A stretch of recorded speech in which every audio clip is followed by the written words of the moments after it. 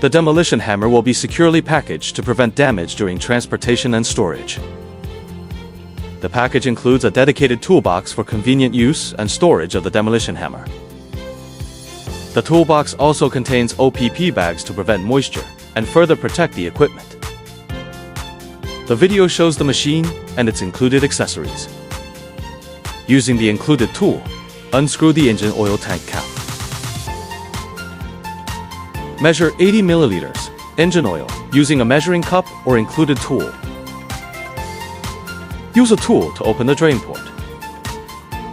Fill the tank with engine oil and squeeze the bottle to accelerate oil flow.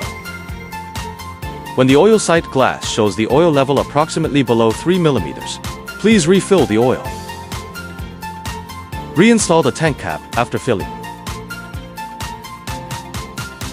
Install the chisel bit.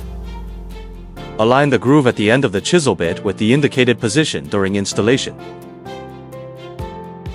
Note: the chisel bit cannot be used immediately after installation.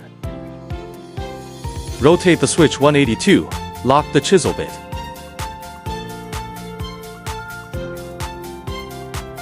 After locking, pull the chisel bit upwards by hand to check if it's secure. To protect yourself from injury caused by flying particles during operation, always wear a safety helmet correctly before operation. Connect to power supply using a professional-grade generator for outdoor operations.